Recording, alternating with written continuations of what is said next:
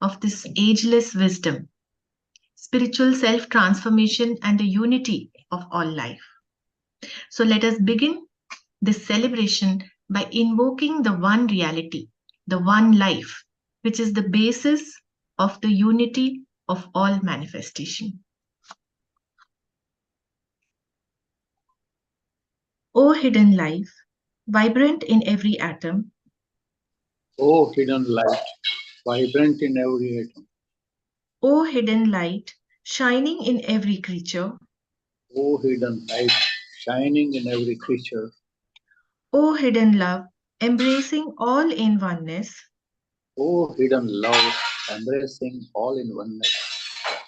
May each who feels himself as one with thee May each who feels himself as one with thee know he is also one with every other.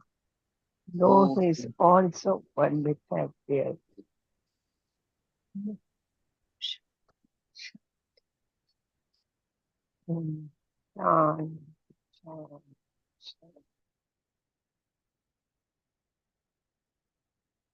Thank you and welcome back. It is my pleasure to introduce the speakers for today. Our speakers today are Sister Vimal Balachandran of Adyar Lodge, Dr. Sushma Srivastav of Anand Lodge, Allahabad, and Brother Harshvardhan Sheth of Rohit Lodge, Gujarat. I would like to introduce Sister Vimal Balchandra. She is member of the Adyar Lodge since 2010. She's an architect and a special needs teacher, an artist and writer. In fact, the Bharat Samaj temple gates at the international headquarters in Adyar, they have been designed by her. She also worked briefly at Adyar Library and the bookshop, and she has conducted guided walks for visitor groups at the Adyar campus. Sister Vimal Balachandar, she has established a special needs support center and has been helping parents who have children with special needs. I welcome Vimalji and request her to begin the session now. Thank you so much, Vibhaji. Thank you to the Indian section. I'm really grateful for the opportunity. My topic today is the future of the Theosophical Society. To understand the potential of the future, we need to look at the past. Through the last 148 years of the TS, it has been led and upheld by one common thread, that of selfless service by the leaders and members. This sense of selflessness is probably the main reason for the continuity of the TS. Over the years, numerous speakers and writers made valuable contributions, while the core texts have been in continuous study program somewhere in the world all the time. In this manner, the future too would remain the same as this past. But I do see one small change from the past, which I will put before you as something that is more and more likely to happen in the future. Today, Theosophy and Theosophical Society is well known and a widely respected organization. There is hardly a person who doesn't feel honored when invited to speak at our programs. And many such non-Theosophist speakers sparkle with brilliance at our various meetings and conferences. These people sometimes appear regularly, and this may be the new trend of bringing like-minded speakers into our folds in greater numbers. This is one organization which has never been rocked with ugly insinuations of inappropriate behavior by its leaders or innocent members being taken advantage of, except, of course, the unfortunate incidents with HPB and the Noetic Society, whose accusations were later withdrawn. After that period, scandal has not touched the society or its leaders in any significant way. Every member, maybe more accurately to say 99% of those who are admitted into its folds, are careful not to besmirch this privilege, this great good karma that brought the resplendent, pure world of Theosophy into their lives. Those who remain devoted to the continuation of services in the TS seem to do so with utmost restraint and careful thought. There is no room for flippancy and knee-jerk reactions in the TS, as all who know its history know that foolishness can easily damage the reputation which has been built on the very lives of people. Hence, in general, among the members, one notices this careful self-restraint. In Hindi, one may say, members phuk phuk ke chalte hain, means they are careful as they walk the path. Once again, this cautious attitude protects us. The only thing that can ever harm, even slightly, the TS will be the self-serving ego of a member. A common love for truth, beauty, and inner peace, and eagerness for self transformation brings the members together. And it's always been that search for all this that brought in new members. As long as existing members remain loyal to these ideals, more will follow soon. The thought world today appears to be a cacophony of confusing and contradictory thoughts. To keep one's eye on the truth and to look beyond the obvious and search for the whole truth in all situations should be the constant quest of every member. Let's take an example to see how our world is torn by ambivalence. Theosophists, all of us are horrified as the wars that with the wars that are going on today. And the horrors of the most recent one in Gaza are so disturbing that the heart sinks at the plight of the people there, mostly children. I was discussing this with my husband Bala, who, though not an active member, is a theosophist in every way. And he narrated to me something that an Israeli colleague told him years ago. Bala was at Nazareth walking with his Israeli colleague who was afraid that some Palestinian may attack them as they were in the Palestinian section. Bala was trying to reassure him that he is an Indian, so likelihood is low that any Palestinian would attack them. So anyway, they came out of that area safely. Bala then asked this Israeli colleague, why can't the Israelis find a peaceful solution? The Israeli gentleman said, the militant portion of Palestinians want the entire country to themselves. And Israelis feel that the Holocaust happened due to the Jews not putting up a resistance. When 6 million Jews were killed by fascist forces in Germany and other nations in Europe, there was hardly any resistance from the Jews themselves. And now they fight back to recompensate. So what does the story tell us? The truth is so complex and no side is completely right. There is good and bad in everything, as the famous song of Ebony and Ivory goes. It's this complexity that makes TS not take on any political stance, and perhaps that's the wisest way to be. Our mission statement talks about an ever-deepening spirituality, where we aim to see the oneness of all life and go beyond our little selves to the inner core of our being, which seems to thrive on a universal code of ethics. The more aligned we are to this inner core, the more our actions, thoughts, and words become balms for the world around us. A tradition of conferences, lecture series, study camps that has been established in the TS helps members share their wisdom and learnings with each other. But in the outer world, we can only lead by example of steadfast integrity. One of the early lessons we are taught in Theosophy is that our thoughts are real things and have an energy and are an action, just like our physical actions. To clarify and make good, positive, uplifting thoughts, whether our own or of another, is the constant practice as a Theosophist. We are told our enemies are people we need to understand. We are told that there are no friends or foes, but all alike are our teachers. In our daily life, we naturally look for small and big lessons to course correct. 2 years ago, my family moved into a community of about 1,200 people in the outskirts of Chennai. In right earnest, several WhatsApp groups were formed, one of which was a Sahasranamam chanting group. Interested in improving my Sanskrit, I joined and stayed in the group till I had mastered the Lalita Sahasranama for almost a year. A new lady had come in for chanting who was obviously slightly mentally challenged, but was enthusiastic to learn. Her mispronunciations were obvious. The leader of our group asked her to not come again. No one objected to the leader. It was done in my absence, and I came to know the story later.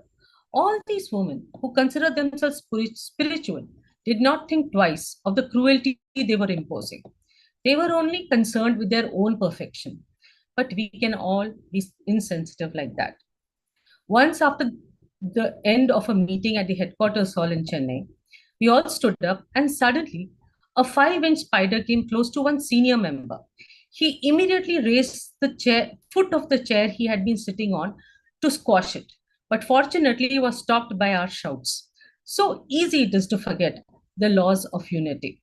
In an instant, among the three last instructions that the Buddha gave, that is, do good, cease to do evil or wrong, and purify yourself, the last one of purification involves this exact subtle but firm thinking in us. That is, in the large scheme of things, that spider, that lady with special needs, or anybody weaker than us is equal in the eyes of nature to us. All are as important. That is the basis of the universal law of karma. Whenever I think I've done a good deed, I remind myself of the story of the Buddha in a previous birth of his. When he was a sannyasi without any family and roaming in the jungle, he came across a hungry tigress who was so lean and weak that she could barely feed her starving cubs. The future Buddha decided losing his life would hurt no one, as he had no family. So he laid himself to be eaten by the tigress so she could nourish her cubs. It is the epitome of self sacrifice and brings into perspective the enormous growth still required by each of us. There are numerous such course corrections we must keep doing. In subtle ways, we tend to be cruel to each other, insensitive to the hurt we cause. We speak of brotherhood but don't have a good relationship with our own siblings or our immediate neighbor, for which our minds come up with reasons. But the truth is that we are no better than that sibling or neighbor, and that is what we have to learn. We have other faults and need to correct. Our job is not to correct the other, but to establish a relationship of trust, encouragement, and shared happiness. Can I work on self correction while I make the world a happier place? Is a daily reminder we must all ask ourselves. Many a times, as members, we wonder if the masters are still involved with the TS. But it's quite apparent that even if they are, their involvement is only in the thought world of the very few who catch their thoughts. Most of us are still vibrating with conflicting thoughts and feelings and have yet to tune ourselves to those exalted frequencies. Most of us are not great thinkers or writers, nor researchers, nor scientists. Most of the time, we are even too scared to say our own original thought and safely quote from the wisdom teachings. So, though I can't shed more light on the future of the TS, I can safely foretell my own future in this birth, which is to constantly course correct and improve myself. Today, the internet brings all voices of numerous TS lodges world over to our doorstep. It has been profoundly moving when one understands the Viveka Chudamani from an English member or learns or what is mindfulness from an American one. At the end of his life, Buddha said in his well-known Kalama Sutta that these are truths, don't accept them, verify them for yourselves. This has been the attitude of the masters and the founders. The masters spent several years in writing to Sinnett and Hume, trying to present their philosophy in these details of cosmos and anthrogenesis, as well as HPB in her writings. But there has never been a force to proselytize anyone, that is, to convert anyone, to do propaganda, to shout from rooftops. The Theosophist works quietly by example. The same attitude pervades the members of the society, where each is his own teacher and guide, trying to be a lamp unto himself, and not trying to convert others, but just presenting their thoughts to others. Thus, the bond we share is not of uniformity, but of unity to an agreed code of ethics. Today, we hear of so many writers, thought leaders, spiritual authorities talk of unity, oneness, universal compassion, ethical treatment of animals, ecology protection. It's safe to say that even though the TS may have just 26,000 members, there are millions who believe in the same truths that guide a member and are non-diploma holding theosophists in their own right, aligning themselves to the truth they see. Perhaps as of now, we must continue to remain a beacon for the future. For always men have needed to believe that purity, heroism, spotless character can exist. That is what we need to be for now. So, to end, I would like to say that the future of the Theosophical Society lies in our self correction, in our honesty, in our complete humanness. The leaders who have ably led us in the last 148 years, each doing the best they could in the era they were working in, are somehow perfectly chosen and have never failed us. Mine and every member's prayers would probably be that we are always blessed with such great souls to lead us. The future of this nucleus of brotherhood will always be safe and strong, is my belief, and will work subtly towards a better future for all beings. Thank you so much. Thank you. Thank you, Sister Vimalji. Yes, dear brothers and sisters, this was Sister Vimal Balchandran from the Adyar Lodge, who spoke about the future of the Theosophical Society. And now,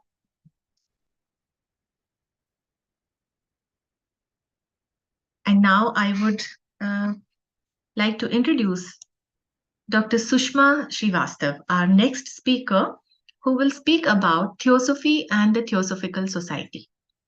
Dr. Sushma Srivastav, she has a doctorate in ancient history. She is an associate professor of ancient history at the Jagat Taran Girls PG College of University of Allahabad. Dr. Srivastav is a life member of the Theosophical Society from Anand Lodge, Allahabad, of which she is serving as secretary for past 23 years. She is former national lecturer of the Indian section and also of the UP Federation. Dr. Srivastav is the editor of Adhyatma Jyoti, the Theosophical magazine from Allahabad. She has organized several study camps and workshops in Allahabad, and she is the manager of Anand Bal Mandir School of the Theosophical Society in Allahabad for past 11 years.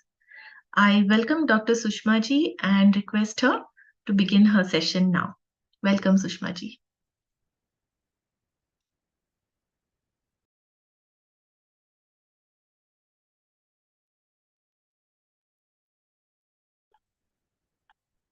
नमस्कार, Indian section online programme में समस्त उपस्थित brothers एवं sister को सादर नमस्कार। मैं respected Pradeep sir के प्रति हृदय से कृतज्ञता ज्ञापित करती हूँ कि उन्होंने इस महत्वपूर्ण दिवस पर मुझे प्रस्तुति का अवसर दिया। आज महान श्वेत संघ के गुरुदेवों को नमन करती हूँ, जिनकी कृपा एवं निर्देशन से थियोसॉफिकल सोसाइटी की स्थापना हुई और उनके निर्देशन के अनुकूल थियोसॉफिकल सोसाइटी के सह संस्थापकों मैडम हेलेना पेट्रोवना ब्लेवेट्स्की एवं कर्नल ऑलकॉट जी ने 17 नवंबर 1875 को थियोसॉफिकल सोसाइटी की स्थापना की। मैं उन सब के प्रति हृदय से नमन करती हूँ। जब मुझे प्रस्तुति हेतु यह विषय मिला, थियोसॉफी एंड थियोसॉफिकल सोसाइटी, तो मुझे एनी बेसेंट का वो कथन याद आया कि वो कहती है कि थियोसॉफी एक गहरे समुद्र के समान है। यह कहीं इतना उथला है कि एक बालक, यानी जिसकी प्रज्ञा अभी विकसित नहीं हुई है, विद इन ब्रैकेट, वो भी उसमें प्रवेश कर सकता है, और कहीं उसमें इतनी गहराई है कि उसके तल को महामानव भी स्पर्श नहीं कर सकता। थियोसॉफी का अध्ययन एवं प्रस्तुति ऐसी ही दुरूह अव्याख्यायित है, लेकिन मैंने कुछ प्रयास किया है। मेरी टॉक का पहला भाग है थियोसॉफी। अब प्रश्न उठता है कि इस थियोसॉफी की एंटिक्विटी, हिस्टोरिसिटी और उसका मीनिंग क्या है। सामान्यतः हम समझते हैं कि जब कोई वर्ड या फ्रेज कॉइन होता है, उसको गढ़ा जाता है, निर्माण किया जाता है, तभी से वह विचारधारा अस्तित्व में है, किंतु ऐसा नहीं। हम सबको ज्ञात है कि थियोसॉफी शब्द ग्रीक भाषा के शब्द थियोसॉफिया से बना है। थियोस का अर्थ है गॉड एवं सोफिया का अर्थ है विजडम, अर्थात थियोसॉफी का अर्थ है डिवाइन विजडम। इस शब्द का प्रयोग सबसे पहले 3rd सेंचुरी बीसी एडी में अमोनियस सेकोस और उसके शिष्यों ने किया था। उनके शिष्यों में प्रमुख शिष्य प्लॉटिनस थे। उनके द्वारा एक्लेक्टिक थियोसॉफिकल स्कूल की स्थापना हुई और उसमें थियोसॉफी की विचारधारा को प्रारूप दिया गया, यानी फॉर्मुलेट हुई। किंतु मैडम एचपीबी का कहना है कि थियोसॉफी की प्राचीनता इससे भी पूर्व है। वह कहती हैं कि थियोसॉफी एक आर्केइक विजडम रिलीजन है, जिसकी प्राचीनता को हम निर्धारित नहीं कर सकते। किंतु उसकी ऐतिहासिकता, यानी एक चीज हिस्टोरिसिटी होती है और एक चीज हम जिसके संबंध में कुछ कह नहीं सकते। तो इसकी ऐतिहासिकता के संबंध में ग्रीस के डायोजनीज लाइटियस कहते हैं कि मिस्र के टॉलेमी शासकों के काल में, जिनका काल 330 बीसी से प्रारंभ होता है, यानी अमोनियस सेकॉस 3rd सेंचुरी एडी में थे, और जो है वो मिस्र के टॉलेमी शासक 330 बीसी के आसपास थे, यानी 600 ईसा पूर्व का, इसमें 600 वर्ष का अंतर है। वो कहते हैं कि मिस्र के टॉलेमीज के शासनकाल में थियोसॉफी की विचारधारा प्रचलित थी। कहा जाता है कि उस समय मिस्र में हायरोफेंट जो प्रीस्ट थे, वो पवित्र रहस्य एवं प्राचीन धार्मिक सिद्धांतों के इंटरप्रेटर थे, वो इसकी व्याख्या करते थे। अतः यह स्पष्ट हो गया कि थियोसॉफी की हिस्टोरिसिटी 420 तक जाती है। अतः यह कहा जा सकता है कि थियोसॉफी की विचारधारा की शुरुआत बहुत पहले हो चुकी थी, और अमोनियस सेकॉस के काल यानी 3री शती में इस विचारधारा को फॉर्मुलेट किया। और फिर से मैं उसको कहती हूँ कि ये एक्लेक्टिकल थियोसॉफिकल स्कूल की स्थापना की।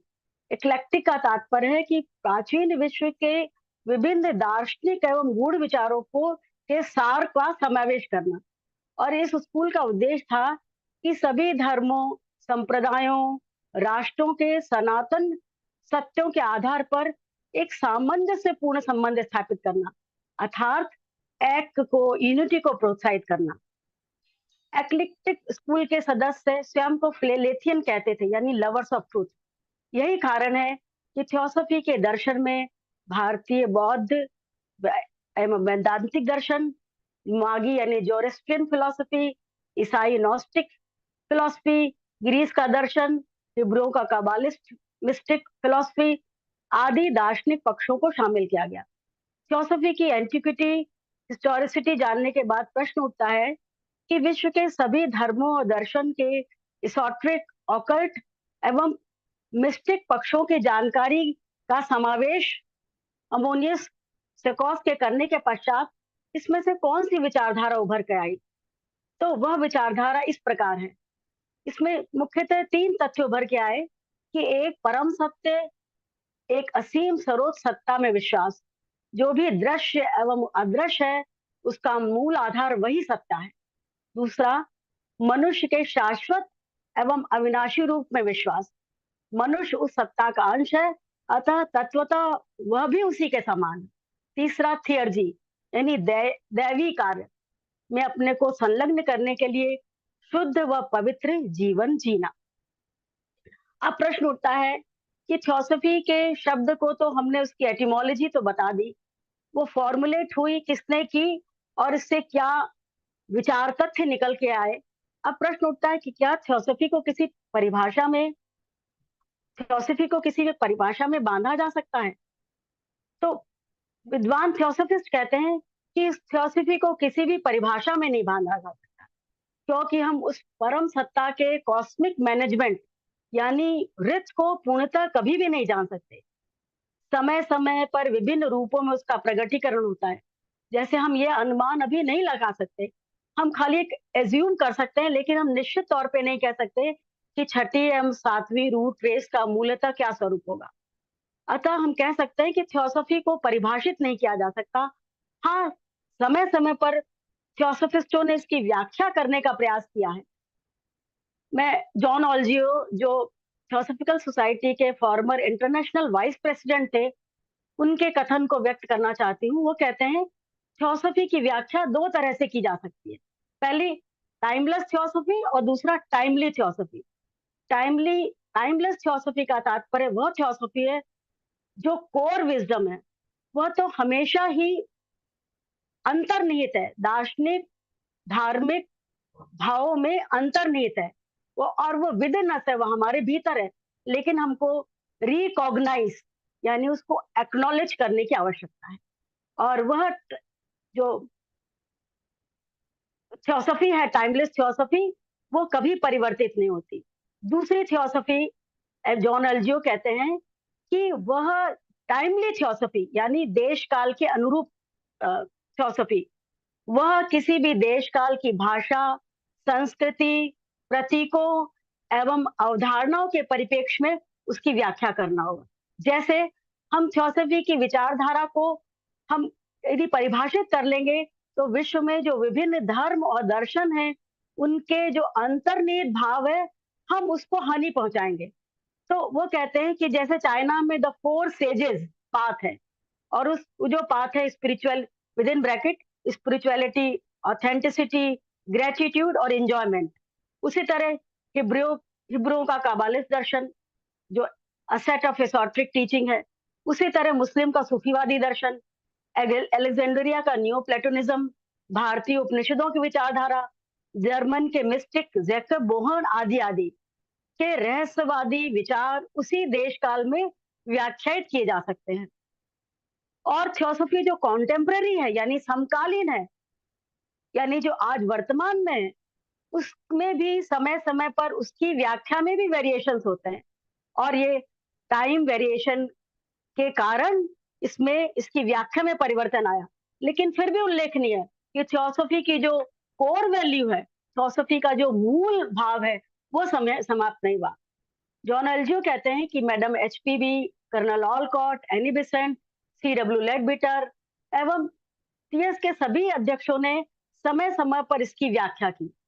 जॉन एल्जियो ये भी कहते हैं कि जो निर्जीव पदार्थ होता है, वस्तु वही अपरिवर्तनीय है और समय के साथ साथ वह पूर्णतः नष्ट भी हो जाता है, किंतु सजीव विचार में गतिशीलता और परिवर्तन आवश्यक है, तभी वह जीवित रहता है।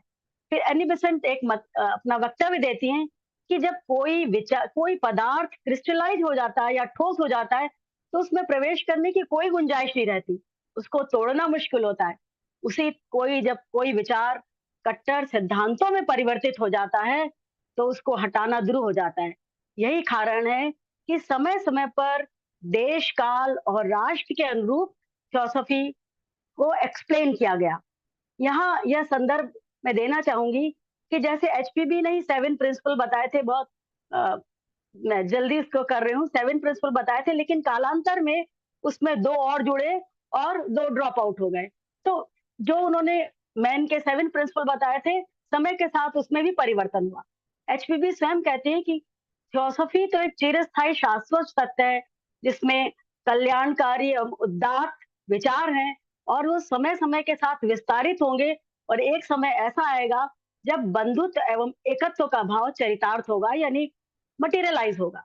ऑलकट कहते हैं कि भविष्य में हम इस भौतिक जगत के वैज्ञानिकों को थियोसॉफी के दार्शनिक एवं वैज्ञानिक रहस्यात्मक सत्यों के माध्यम से वह तथ्य प्रदान करेंगे जिससे उनकी एथीज्म यानी निरक्षरवादिता का भाव समाप्त हो। एनी बेसेंट कहती हैं कि थियोसॉफी वह पराविद्या है, ट्रांसेंडेंट विजडम है, जिसके जानने से हम सब कुछ जान लेते हैं और वही हो जाते हैं। जीएस अरुंडेल कहते हैं थियोसॉफी एक सार्वभौमिक सत्य का प्रगटीकरण है। यह थियोसॉफी वैज्ञानिकों, दार्शनिकों, राजनीतिज्ञों, संगीतज्ञों, कलाविदों, शिक्षकों, पुजारी, युवा एवं वृद्ध सबके विकास के लिए गहरा संदेश देती है। तात्पर्य यह है कि हर कर्म में उस विचारधारा को यानी थियोसॉफी के विचारधारा को रोपित करना है, उसका बीज बोना है, कल्टीवेशन करना है और यही कालांतर में थियोसॉफी का मिशन स्टेटमेंट बना। श्री जिनराज दास कहते हैं कि थियोसॉफी का प्रज्ञान अंतर्निहित है, हमारे भीतर है, उसका प्रगटीकरण करना हमारा दायित्व है और हमारा हर प्रेम पूर्वक किया गया कार्य हमें उस प्रज्ञान की ओर ले जाता है। एन श्री राम का कथन है कि दैवी प्रज्ञान या शाश्वत सत्य जो आवरण युक्त है उसे हम अपने भावना, विचारों और कार्यों में सामंजस्य के साथ अनावृत करना है, उसको अनवेल करना है, उस थियोसॉफी के गहरे ज्ञान को। समय समय पर अन्य विद्वानों ने भी इसमें अपने विचार दिए। डब्ल्यू जेज कहते हैं कि थियोसॉफी के संबंध में कि थियोसॉफी की एटिमोलॉजी तो हम बता सकते हैं कि उसको हम किसी परिभाषा नहीं बांध सकते।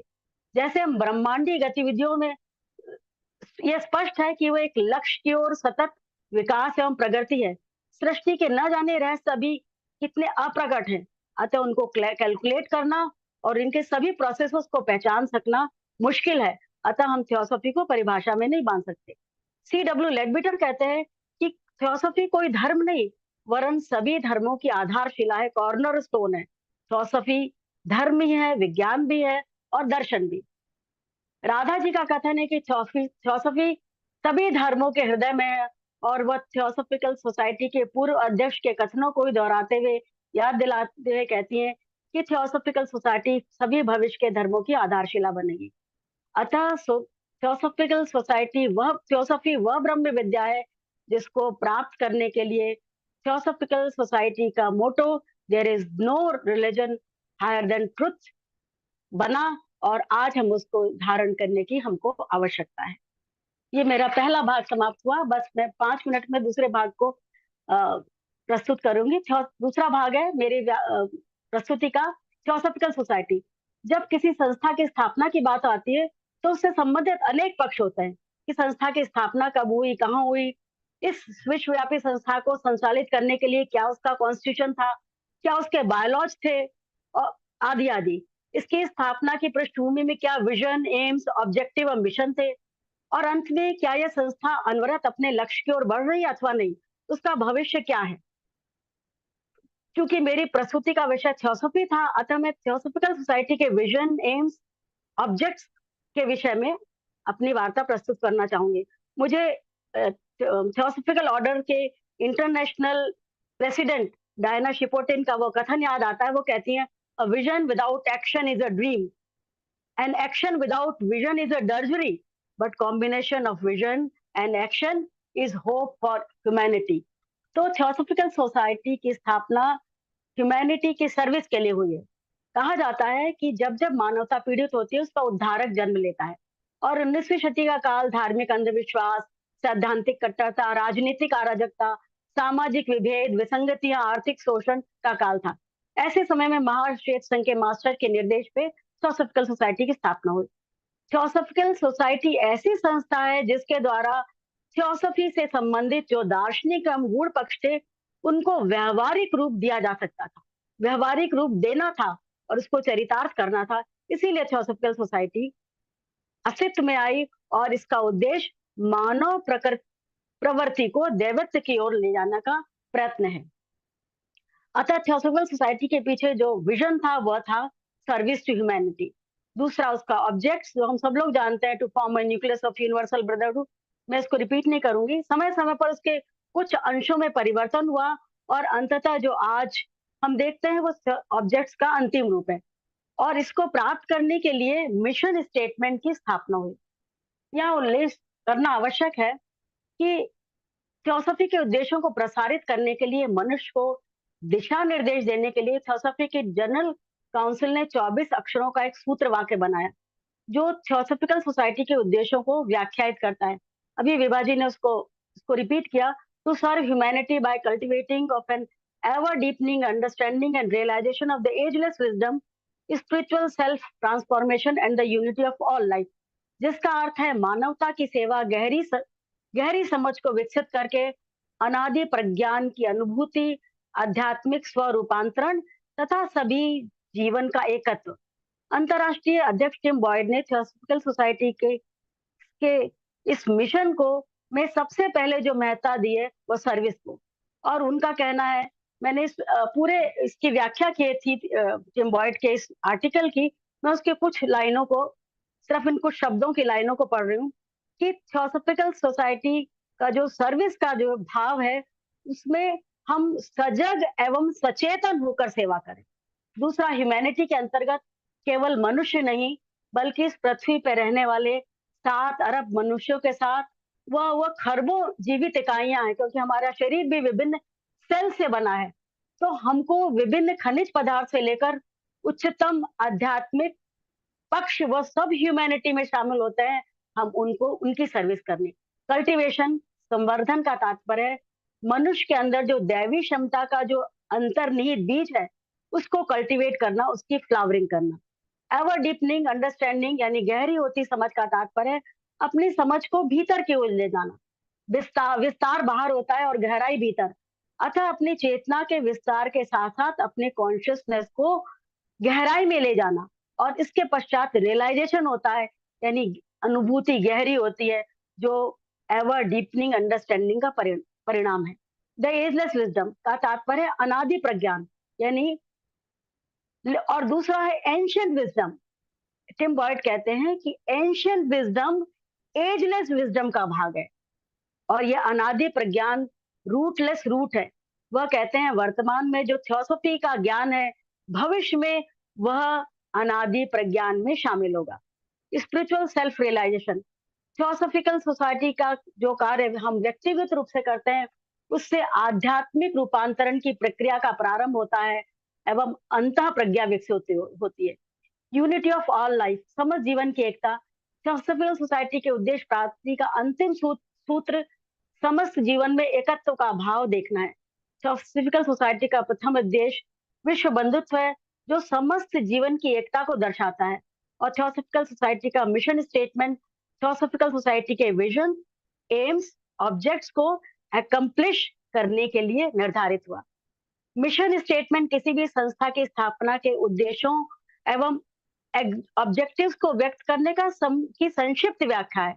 आज जो वसुधैव कुटुंबकम का जो आदर्श है वो G20 ने अपनाया, जो हम कहते हैं कि अयम निजो परो वेत्ति गणना लघु चेतसाम उदार चरिता नाम तो वसुधैव कुटुंबकम, और ये महाउपनिषद का वाक्य G20 ने जो अपनाया वो सभी जो थियोसॉफिकल सोसाइटी के सदस्य हैं या जो भी थियोसॉफिस्ट विचारधारा को जीते हैं उनके सतत प्रयास का परिणाम है। और इसीलिए जो G20 का मोटो है वो कहते हैं वन अर्थ, वन फैमिली और वन फ्यूचर। तो हमको ये पूर्ण विश्वास है कि जो थियोसॉफी के जो गूढ़ रहस्यात्मक दार्शनिक और मिस्टिक पक्ष हैं उसको इम्प्लीमेंट करने के लिए जो थियोसॉफिकल सोसाइटी के एम्स, ऑब्जेक्टिव्स और मिशन है उन पे सतत चलने से हम इस थियोसॉफी के आदर्श को चरितार्थ करके एक स्वयं अच्छा मनुष्य बन के इस गुरुदेव के लिए एक चैनल हम बन सकते हैं। इसी प्रार्थना के साथ धन्यवाद। Sushma ji, thank you very much for this most insightful talk on Theosophy and the Theosophical Society. I really like that concept which you mentioned, timely Theosophy and timeless Theosophy. A great one once said that the highest knowledge is given in silence and the rest is only a poor translation of it. Thank you so much, Sushma ji. I would now like to introduce our next speaker, Brother Harshvardhan Sheth. Brother Harshvardhan ji, his topic is the purpose of the Theosophical Society. Harshvardhan ji, he holds a BA in English and a MA degree in English with a B.Ed degree in English and Geography. He pursued a career as an English teacher and he retired as principal and English teacher of Sri Vidyanagar High School in Ahmedabad city. Brother Harshvardhan ji, he joined the Theosophical Society in 1974 and presently he is the president of the Gujarat Theosophical Federation and is a member of Rohit Lodge, of which he is also... उस समय talk they रहे थे श्रीराम भैया, उस समय हम बोल रहे थे अब खत्म हुई जाकर हमने कहा हमको हो. Sorry for the disturbance. Presently, Brother Harshvardhan ji is the president of the Gujarat Theosophical Federation and member of the Rohit Lodge, of which he is also the vice president. He is former national lecturer and editor of the Gujarat Theosophical Federation's magazine called Theosophic Jyoti. He has conducted several study camps in Gujarat and Bhavali. Brother Harshvardhan Sheth is a very well accomplished and has deep knowledge of Theosophy, and he is also a co-Freemason. I welcome Brother Harshvardhan ji and request him to begin his talk now. Yes, thank you all. First of all, I would like to thank the Indian section today for my participation. And also my co-speakers with gratitude. Now I am focusing on the subject, the purpose of the Theosophical Society. Let me first begin with a small quote by Colonel H.S. Olcott. The Theosophical Society is no propaganda formed to disseminate fixed dogmas. Therefore, as a society, it has no creed to offer for the world's acceptance. It recognizes the great philosophical principle that while there is but one absolute truth, the differences among men only mark their respective apprehensions of that truth. Unquote. The Theosophical Society, founded in 1875, 17th November, is a unique organization, both with regard to its outer structure and its proclamations of the truths of life. It is one of the most powerful vehicles of Theosophy, propounding an exquisite philosophy, both of individual realization and social reconstruction.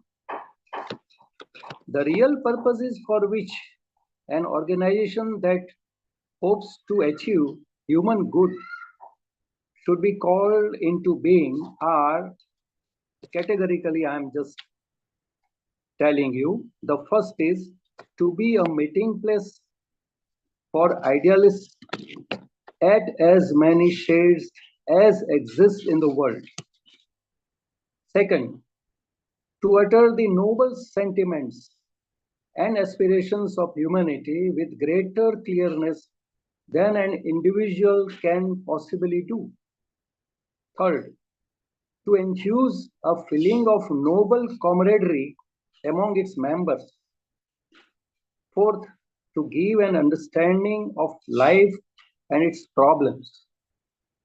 Fifth, to initiate and encourage all wise schemes of human betterment. And sixth, to educate the people so as to raise their levels of cultural refinement. And seventh is to create a band of selfless pioneering workers who can lead humanity to a new dispensation. Such indeed ought to be the task set before every organization that stands for the whole of humanity. Now, in the modern times, the purpose of the Theosophical Society is to cultivate more scientific approach to the sublime truths. The Master KH, in one of his letters to Mr. A.P. Sinnett, said that modern science was our best ally, for it is our mission to plunge and bring the pearls of truth to the surface. Theirs, of modern science, to clean and set them into scientific jewels. Herein we see that science and theosophy are not contradictory. They are truly complementary. Surely theosophy is half understood without the splendors of modern science, while modern science remains a baffling puzzle without the clues of theosophy. Theosophy itself is a science, both with regard to its inner contents and outer methods. Those who approach her with blind faith will never find entrance into her inner chambers. Only those that go to her with a real scientific spirit will perceive her true wonders.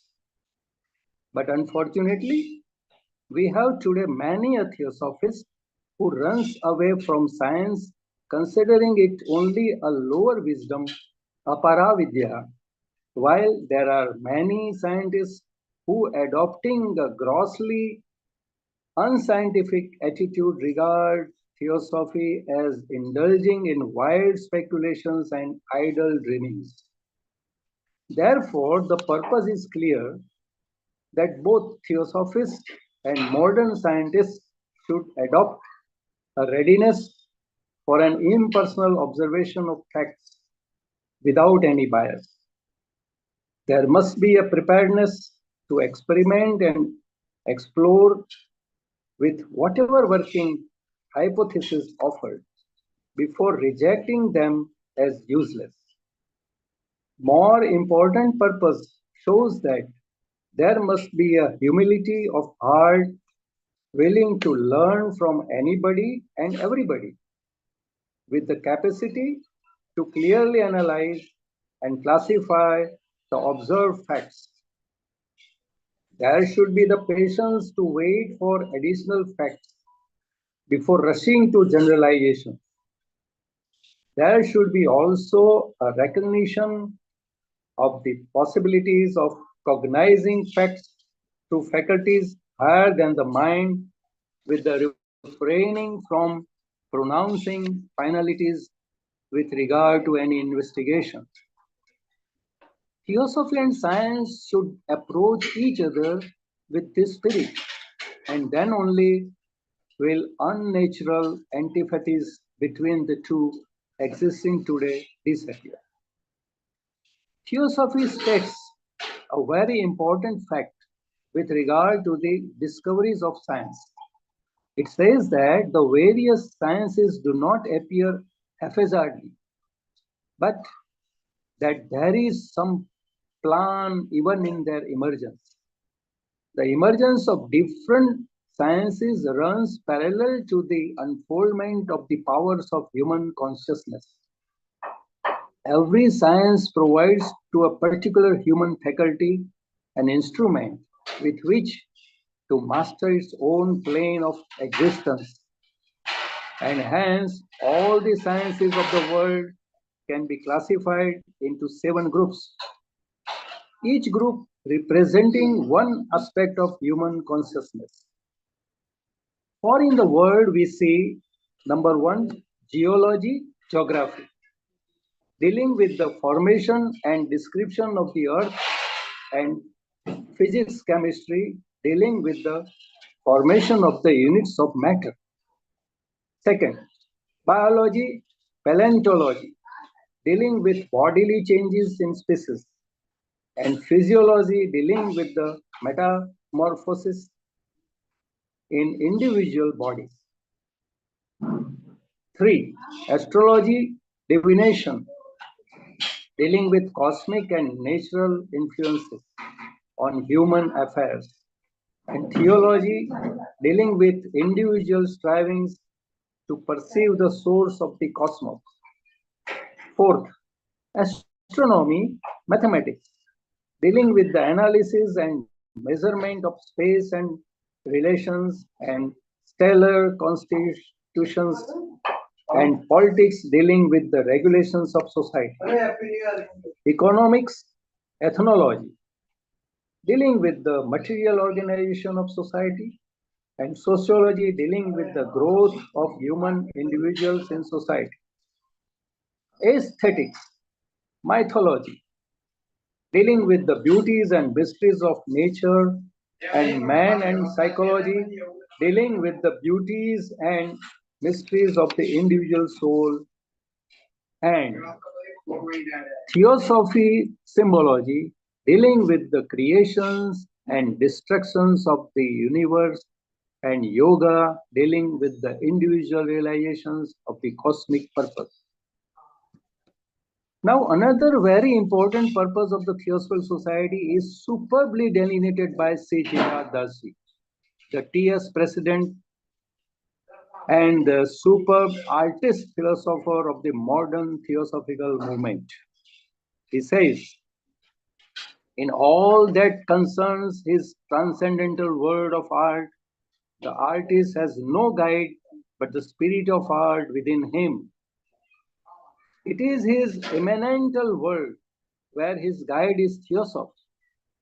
There is a synthesis of religion, science, and philosophy, the giver of all inspiration and technique to the art of life.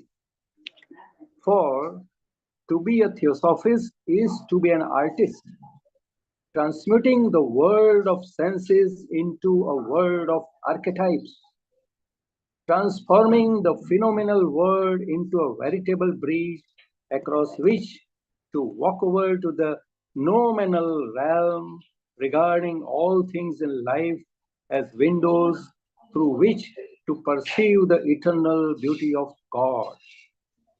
A theosophist derives the inspiration to create the beautiful even in the little things of life. In the village field, as in the city workshop, where the laborer is working with the sweat of his brow. Our purpose is to understand the diverse ways of looking at art and its creations. Theosophy says art cannot be limited to any conception. To artists of every kind, Theosophy presents a message, the proper listening to which must make him a better knower and expressist of his art. Theosophy also guides the leader in the world. We want leaders in all departments of life. Now, what is the right leadership? It is possessing a detached view of things, a humanitarian outlook, a clarity of intelligence, a spirit of utter sacrifice, an intuitive perception of man and events, and an understanding of the fundamental needs of the great plan for humanity. In the world, we want leaders in all departments of life, sounding the following notes and gathering humanity round the following slogans. Leisure without vulgarity, but with their active receptivity. Health without cruelty, but with simple disciplines. Religion without intolerance, but with intelligent sympathy. Patriotism without hatred, but with constructive genius. Industry without injustice, but with cultural responsibility. Art without ugliness, but with spiritual transmutation. And reconstruction without revolution, but with purposeful adjustment. Theosophy thus, with the divine light, shades upon all humanity, offers an unfailing guidance to the leaders of mankind, no matter to what country they belong to or in which department they serve. Theosophy gives a code of honor to every leader of humanity. Therefore, the purpose is to keep a constant watch over the signs of the new age, peeping through the forms of the old. Theosophy says, a leader must ever look to the future and remain under its influences. He must ever be optimistic, never losing his heart, and deriving hope from the vision of the future. In the illumination of the future, he must add the experience of the past. He must set up organizations for the expression of the new in whatever field of life, saving it from the shifting influences of the old.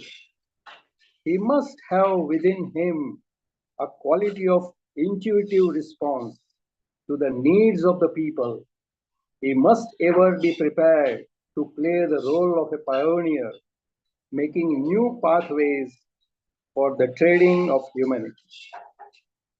Theosophy always says, work for the new, living the dead to bury the dead. I also found the most of the Theosophists live a longer life, a healthy life, and a life of different activities. That is the purpose of eugenics, which is the science of improving the human stock. As such, the scope of eugenics is extended in two directions. One with regard to the prevention of the birth of deficient children through physically and mentally unhealthy parents, while the other in connection with the encouragement of the birth of good children through healthy and cultured parents. Young Theosophists may be guided well to follow the positive eugenics contributive to the regeneration of human stock. As it is stated, in the small book at the feet of the Master regarding our physical health. Our body is an animal like a horse on which we ride and do our work. Therefore, we must take due care of our physical and mental health. Overworking is dangerous. The body should be fed with hygienic food and pure water. It should be cleaned well. If you are not healthy, you cannot tread on the path of the Theosophical Society. Let us understand that health is wholeness, and so the problem of health must be considered in relation to the whole man and not to his particular parts. The one law that explains the process of losing and the regaining of health is the law of concentration, which states that a man becomes a victim of disease only when the concentration of life descends to a level lower than the one on which it is possible for him to remain. Even with regard to the methods of healing, we find various types suggested and propagated in the world today. We find magical healing, magnetic healing, faith healing, allopathic healing, injective and electrical healing, naturopathic healing, and auto healing, where the patient cares himself through the exercise of his own willpower, needing no outer agency. Even the individual ray of the man or the woman plays an important part in adopting of various healing practices. Number one, the first ray would simply draw health and strength from the great fountain of universal life. The second ray would thoroughly comprehend the nature of the malady and know precisely how to exercise his willpower upon it to the best advantage. The third ray would invoke the great planetary spirits and choose a moment when astrological influences were beneficent for the application of his remedies. The fourth ray would trust chiefly to physical means such as massage. The fifth ray would employ drugs. The sixth ray would employ faith healing. And the seventh ray would make use of mantras or magical invocations. Now, what then are the rules of healthy living? Let us take only the good and wholesome food for the growth of nourishment of the body. Let us regulate the habits and the tendencies of the body by properly directing the vital energies. Let us have a steady and smooth flow of emotional life, avoiding all unnecessary excitements and unsettings. Let us preserve a clarity and freshness of mind, putting aside all futile worries and anxieties. Let us observe a middle course between rest and work while engaged in public duties, indulging in no overstraining of the nerves. Let us keep an absolute moderation in the practice of meditations and other spiritual disciplines. A healthy body is not necessarily a benumbed body, it is a refined body capable of sustaining spiritual heights. And let us make use of one's willpower in the regeneration of bodily health only when absolutely inevitable. And lastly, the nature of the ethical values is also one of the purposes of the Theosophical Society. Last 2 minutes. Ethical codes can never be static. They must change with the changes in time and the levels of human consciousness. The real function of ethics is to harmonize man's relations with man. It is important to strike a necessary warning to all those who believe that society need have no religion if it is able to evolve proper ethics. Ethics without religion will always tend to deteriorate. Morality based on the conception of man as man is not sufficient. Right ethics must aim at bringing into our human existence something eternal, something that appears to imagination to live in a heaven remote from strife and failure and the devouring jaws of time, as Mr. Bertrand Russell puts it. We must regard man as not mere man, but as an incarnation of divinity. All ethics should be based on the fundamental conception of the sevenfold constitution of man, to emphasize that not only a passive but also an active goodness is always prerequisite for a true moral life. Right ethics must enable man to adjust his relations with his daily tasks with perfect peace.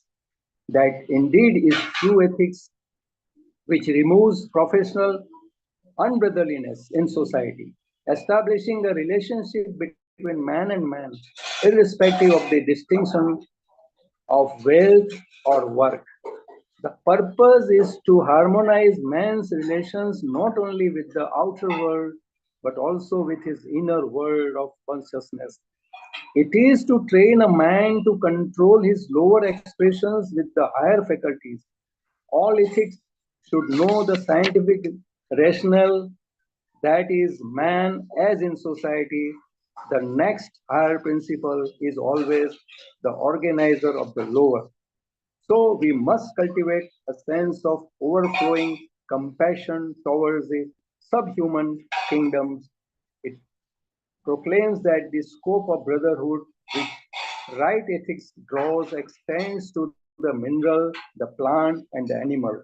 A man cannot be truly moral in his relations with his fellow man so long as he is cruel to the subhuman. True ethics must always be suggestive, not rigidly elaborate in its rules and regulations.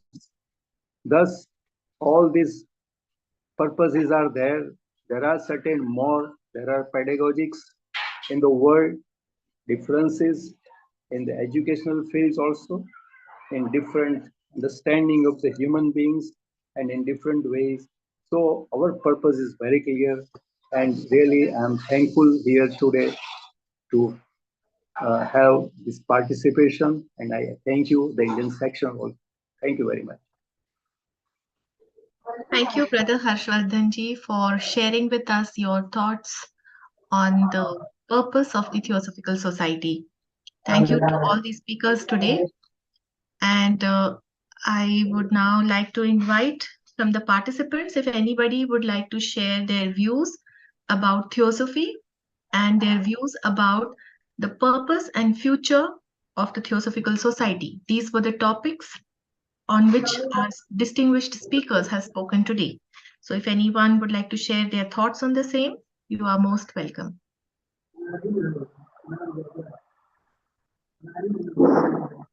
Thank you.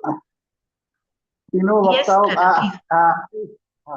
I understand the lecture in English, but I speak in Hindi. तीनों वक्ताओं का खूब खूब आभार।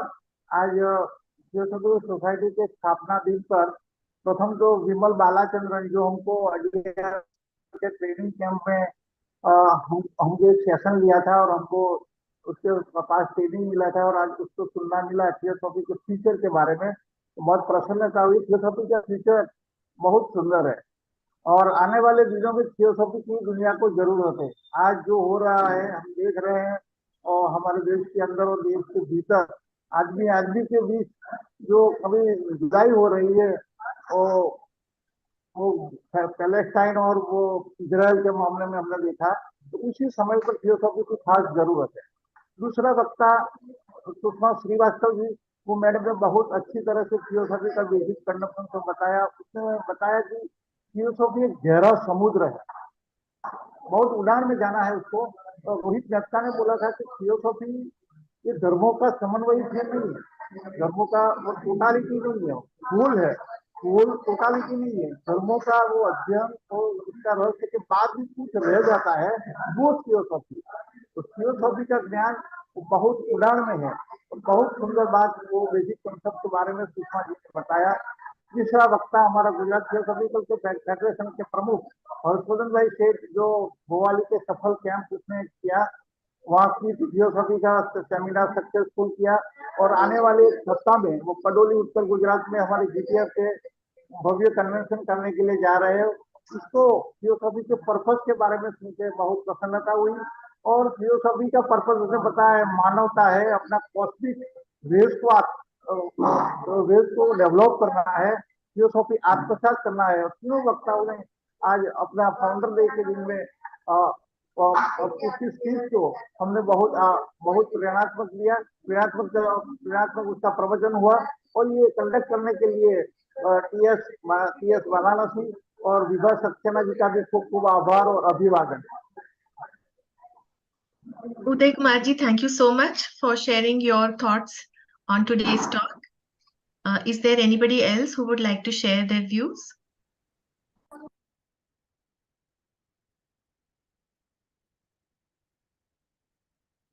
I would request Brother Pradip ji to say a few words before we come to the close of this session.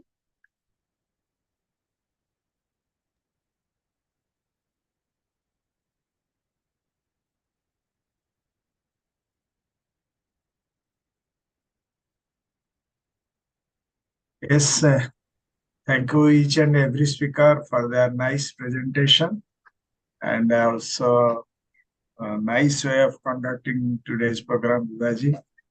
The important thing is for the day Theosophical Society was formed, the position of the world at that time was full of superstition and crass materialism, which is now still more in the world. We are more modernized, but within us we have at psychic level, we have still lot of superstition. We are more for the materialist world. So the formation of Theosophical Society at that time was relevant for the world. Now it is more relevant to carry the work of our great founders, our senior theosophist.